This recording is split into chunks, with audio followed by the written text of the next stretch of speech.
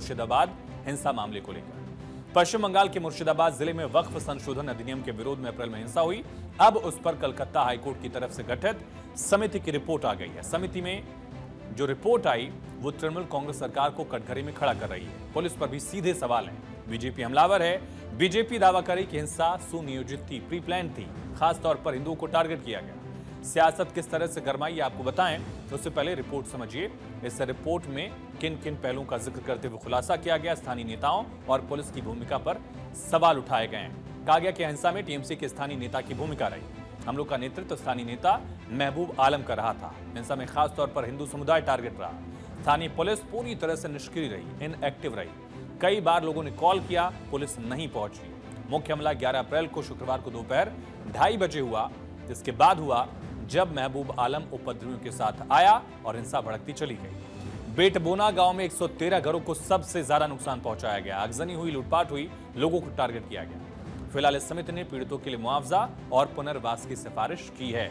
जहां समिति क्या, दरअसल समझिए, हाईकोर्ट की तरफ से, कोलकाता हाईकोर्ट की तरफ से 3 सदस्यीय जो समिति है इसका गठन किया गया था। इसमें 3 लोग थे। एनएचआरसी के रजिस्ट्रार कानून जोगिंदर सिंह, पश्चिम बंगाल विधिक सेवा प्राधिकरण के सदस्य सचिव सत्य अर्नब घोषाल और पश्चिम बंगाल न्यायिक सेवा के रजिस्ट्रार सौगत चक्रवर्ती। ये 3 सदस्यीय समिति जो थी प्रभावित इलाकों में पहुंची, पीड़ितों से बातचीत की और उसके बाद उसने रिपोर्ट सौंपा। बीजेपी ने मुर्शिदाबाद हिंसा को पहलगाम जैसा बताया। कहा दोनों जगह हिंदुओं को चुन चुनकर मारा गया।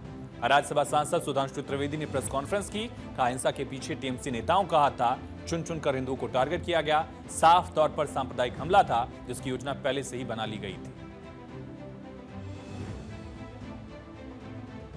अगर पहलगाम में चुन चुन कर हिंदुओं को मारा गया तो मुर्शिदाबाद में चुन चुन कर हिंदुओं के घर, मकान और लोगों को मारने का प्रयास किया गया। मुझे लगता है कि अब इसके बाद पश्चिम बंगाल सरकार के पास किसी प्रकार का मुंह नहीं रह गया है यह कहने का कि वहां पर हिंसा नहीं हुई थी, सुनियोजित हिंसा हुई, तृणमूल कांग्रेस के नेताओं के इशारे पर हिंसा हुई और बाकायदा धर्म और समुदाय देखकर हिंसा की गई। एसआईटी रिपोर्ट पर बीजेपी ने टीएमसी की सरकार को घेरा। इसकी तुलना सीधे पहलगाम से की। एक तरफ रिपोर्ट पर हंगामा मचा है, इसी बीच ममता बनर्जी ने आतंकवाद के पीड़ितों के साथ एकजुटता दिखाने के लिए टीएमसी के 5 नेताओं का एक डेलीगेशन जम्मू कश्मीर भेजा। हालांकि बीजेपी इस पर भी हमलावर है। बीजेपी ने डेलीगेशन भेजने को एक राजनीतिक हथकंडा बताया। लॉकेट चटर्जी ने कहा कि इसका मकसद मुर्शिदाबाद की स्थिति से ध्यान हटाना है। टीएमसी सरकार को जम्मू कश्मीर में आतंकवादी ठिकानों की चिंता करने से पहले मुर्शिदाबाद में हिंदुओं को न्याय दिलाना चाहिए। अपना मुर्शिदाबाद में जाने के लिए तैयार नहीं था क्या? मुर्शिदाबाद में जाना चाहिए था। खुद का राज्य में जहां का मुख्यमंत्री है वहां पे इतने सारा महिला मुर्शिदाबाद से मालदा भाग चुके थे, वहां पे बच्चे लोग रह रहे थे, कैंप पे रह रहे थे। तो कोई उस टाइम में तो कोई एक काउंसिलर को भी नहीं भेजा, तो अभी सांसद लोगों को भेज रहे हैं पहलगांव में। पहलगांव के लिए तो पूरा देश है, प्रधानमंत्री है, केंद्रीय सरकार है, कश्मीर का सरकार है, उसको किया जाने का मालूम था। इसमें पूरा बराबर हो रहा है कि उसमें राजनीति है, उसमें कोई भी कुछ नहीं है। अपना मुर्शिदाबाद का इशू को दबाने के लिए अभी पहलगांव में भेज रहा है। वहीं समिति की रिपोर्ट पर टीएमसी की तरफ से भी आधिकारिक बयान दिया गया। टीएमसी ने रिपोर्ट को लेकर बीजेपी पर भ्रम फैलाने का आरोप लगाया।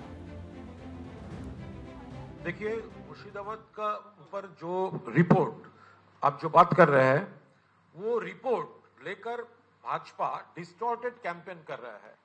देखिए, वो रिपोर्ट में क्या है, वो रिपोर्ट कंप्लीट है, अनबायस्ड है, ग्राउंड रियलिटी बेस्ड है।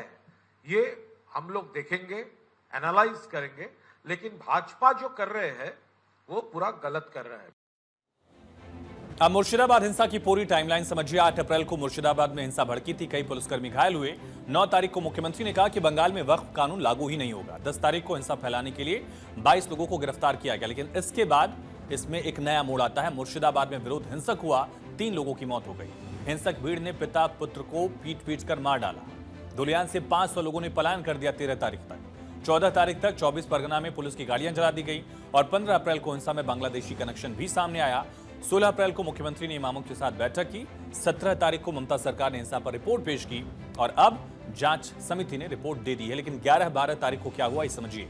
3 लोगों की मौत हुई, 500 से ज्यादा लोग घायल हुए, 100 से ज्यादा एफआईआर दर्ज की गई, 276 आरोपी गिरफ्तार हुए, 109 घरों को नुकसान पहुंचा था। इस पर अब रिपोर्ट आई है जिसमें स्थानीय प्रशासन, स्थानीय सरकार, पुलिस सब पर सीधे सवाल उठ रहे हैं।